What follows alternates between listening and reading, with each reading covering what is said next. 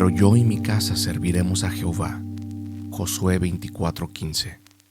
Hemos dicho, hermanos míos, en una ocasión anterior, que si queremos morir su muerte, debemos vivir su vida. Es cierto que hay casos en los que el Señor muestra su misericordia y su gloria a los hombres que ya se encuentran en el lecho de muerte, y les dice como al ladrón en la cruz: hoy estarás conmigo en el paraíso. Lucas 23:43. El Señor sigue dándole a la iglesia ejemplos similares de vez en cuando, y lo hace con el propósito de exhibir su poder soberano por el cual, cuando le agrada hacerlo así, puede quebrantar el más duro de los corazones y convertir a las almas más apartadas de Dios, para mostrar que todo depende de su gracia y que tiene misericordia de quien tiene misericordia. Con todo, estas no son sino raras excepciones de las que no pueden depender en absoluto. Y, mis queridos oyentes, si desean morir la muerte del cristiano, deben vivir la vida del cristiano. Sus corazones deben estar verdaderamente convertidos al Señor, verdaderamente preparados para el reino, y confiar solo en la misericordia de Cristo, deseando ir a morar con Él. Ahora, amigos míos, existen varios medios por los cuales pueden prepararse en vida para obtener un día futuro, un bendito final. Y es en uno de estos medios más eficaces en el que queremos reflexionar ahora. Este medio es la adoración familiar, es decir, la edificación diaria que los miembros de una familia cristiana pueden disfrutar mutuamente. Pero yo y mi casa, le dijo Josué a Israel, serviremos a Jehová. Deseamos, hermanos, darles los motivos que deberían inducirnos a resolver lo mismo que Josué y las directrices necesarias para cumplirlo. Pregunta: ¿por qué la adoración familiar? Número 1. Para darle gloria a Dios. Sin embargo, hermanos míos, si el amor de Dios está en sus corazones y si sienten que por haber sido comprados por precio, deberían glorificar a Dios en sus cuerpos y sus espíritus que son de Él, ¿hay otro lugar aparte de la familia y el hogar en el que prefieren glorificarle? ¿A ustedes les gusta unirse con los hermanos para adorarlo públicamente en la iglesia? ¿Les agrada derramar su alma delante de Él en el lugar privado de oración? ¿Será que en la presencia de ese ser con el que hay una unión para toda la vida, hecha por Dios, y delante de los hijos es el único lugar donde no se puede pensar en Dios? ¿Será tan solo que no tienen bendiciones que atribuirle? ¿Será tan solo que no tienen que implorar por misericordia y protección? Se sienten libres para hablar de todo cuando están con la familia. Sus conversaciones tocan 1000 asuntos diferentes, pero no cabe lugar en sus lenguas y en sus corazones para una sola palabra sobre Dios. ¿No alzarán la mirada a Él como familia? ¿A Él que es el verdadero padre de sus familias? ¿No conversará cada uno de ustedes con su esposa y sus hijos sobre ese ser que un día tal vez sea el único esposo de su mujer y el único padre de sus hijos? El Evangelio es el que ha formado la sociedad doméstica. No existía antes de Él, no existe sin Él. Por tanto, parecería que el deber de esa sociedad, llena de gratitud hacia el Dios del Evangelio, fuera estar particularmente consagrada a Él. A pesar de ello, hermanos míos, ¿cuántas parejas, cuántas familias hay que son cristianas nominales y que incluso sienten algún respeto por la religión y no nombran nunca a Dios? ¿Cuántos ejemplos hay en los que las almas inmortales que han sido unidas nunca se han preguntado quién las unió y cuáles serán su destino futuro y sus objetivos? ¿Con cuánta frecuencia ocurre que, aunque se esfuerzan por ayudarse el uno al otro en todo lo demás, ni siquiera piensan en echarse una mano en la búsqueda de lo único que es necesario, en conversar, en leer, en orar, con respecto a sus intereses eternos? Esposos cristianos, ¿acaso solo deben estar unidos en la carne y por algún tiempo? ¿No es también en el espíritu y para la eternidad? ¿Son ustedes seres que se han encontrado por accidente y a quienes otro accidente, la muerte, pronto separará? ¿No desean ser unidos por Dios, en Dios y para Dios? La fe cristiana uniría sus almas mediante lazos inmortales. Pero no los rechacen, más bien al contrario, estréchenlos cada día más, adorando juntos bajo el techo doméstico. Los viajantes en el mismo vehículo conversan sobre el lugar al que se dirigen. ¿Y no conversarán ustedes, compañeros de viaje, al mundo eterno, sobre ese mundo, del camino que conduce a él, de sus temores y de sus esperanzas? Porque muchos andan, dice San Pablo, como os he dicho muchas veces, y ahora os lo digo aún llorando, que son enemigos de la cruz de Cristo. Filipenses 3:18. Porque nuestra ciudadanía está en los cielos, de donde también ansiosamente esperamos a un Salvador, el Señor Jesucristo. Filipenses 3:20. Número 2. Para proteger a los hijos del pecado. Si tienen el deber de estar comprometidos con respecto a Dios en sus hogares, y esto para su propio bien, ¿no deberían también estar comprometidos por amor a los que forman su familia, cuyas almas han sido encomendadas a su cuidado, y en especial por sus hijos? Les preocupa en gran extremo la prosperidad de ellos, su felicidad temporal, pero ¿no hace esta preocupación que el descuido de ustedes por su prosperidad eterna y su felicidad sea aún más palpable? Sus hijos son jóvenes árboles que les han sido confiados.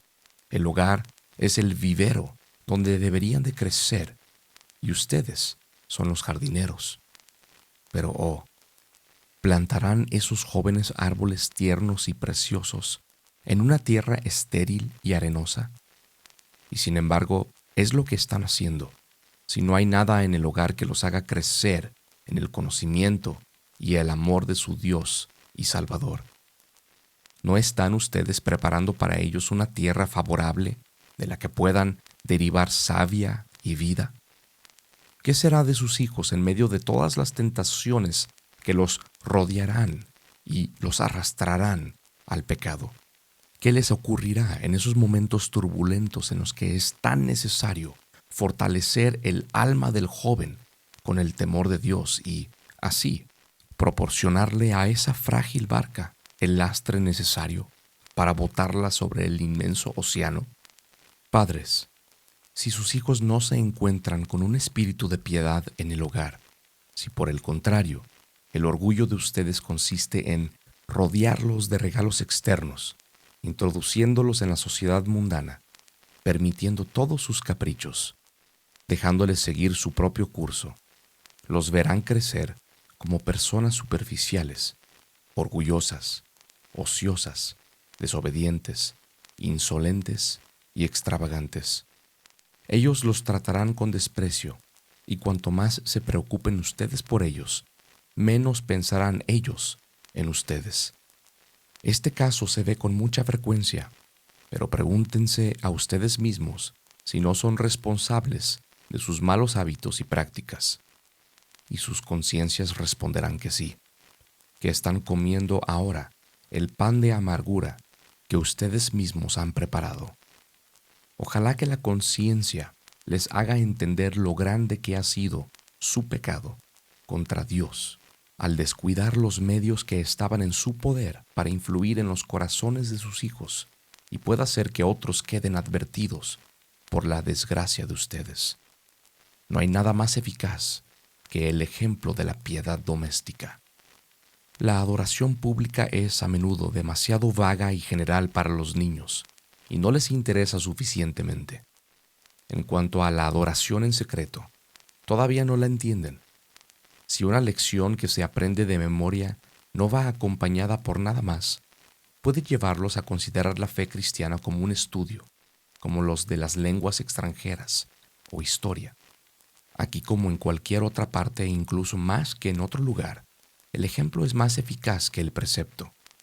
No se les debe enseñar que deben de amar a Dios a partir de un mero libro elemental, sino que deben demostrarle amor por Dios. si observan que no se brinda adoración alguna a ese Dios de quien ellos oyen hablar, la mejor instrucción resultará ser inútil. Sin embargo, por medio de la adoración familiar, estas jóvenes plantas crecerán como árbol plantado junto a corrientes de aguas, que da su fruto en su tiempo y su hoja no cae. Salmos 1:3. Los hijos pueden abandonar el techo parental, pero recordarán en tierras extrañas las oraciones que se elevaban en el hogar, y esas plegarias los protegerán. Si alguna tiene hijos o nietos, aprendan estos primeros a ser piadosos para con su propia familia. Primera de Timoteo 5:4. 3. Para producir verdadero gozo en el hogar. Y qué delicia, qué paz, qué felicidad verdadera hallará una familia cristiana al erigir un altar familiar en medio de ellos y al unirse para ofrecer sacrificio al Señor. Tal es la ocupación de los ángeles en el cielo, y benditos los que anticipan estos gozos puros e inmortales. Mirad cuán bueno y cuán delicioso es habitar los hermanos juntos en armonía. Es como el buen óleo sobre la cabeza, el cual desciende sobre la barba de Aarón, y baja hasta el borde de sus vestiduras, como el rocío de Hermón, que desciende sobre los montes de Sión, porque allí envía Jehová bendición y vida eterna. Salmos 133. Oh, qué nueva gracia y vida le proporciona la piedad a una familia. En una casa donde se olvida a Dios, hay falta de educación, mal humor e irritación de espíritu. Sin el conocimiento y el amor de Dios, una familia no es más que una colección de individuos que pueden sentir más o menos afecto natural unos por otros. Pero falta el verdadero vínculo, el amor de Dios nuestro Padre en Jesucristo nuestro Señor. Los poetas están llenos de hermosas descripciones de la vida doméstica, pero desafortunadamente, qué distintas suelen ser las imágenes de la realidad. A veces existe falta de confianza en la providencia de Dios. Otras veces hay amor a la riqueza. Otras, una diferencia de carácter. Otras, una oposición de principios. ¿Cuántas aflicciones, cuántas preocupaciones hay en el seno de las familias?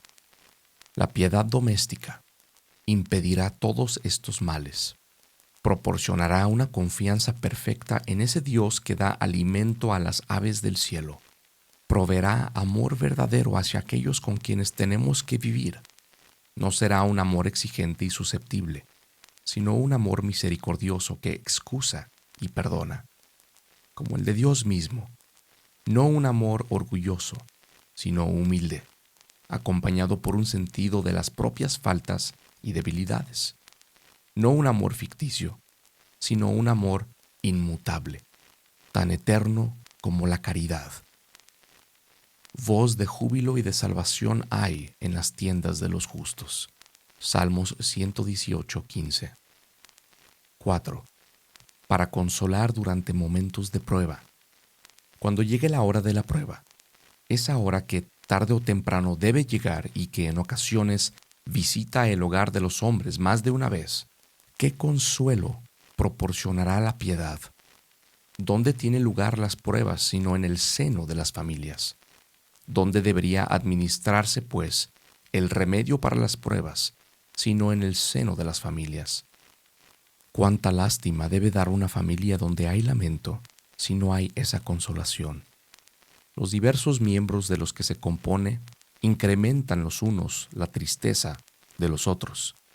Sin embargo, cuando ocurre lo contrario y la familia ama a Dios, si tiene la costumbre de reunirse para invocar el santo nombre de Dios, de quien viene toda prueba y también toda buena dádiva, ¿cómo se levantarán las almas desanimadas?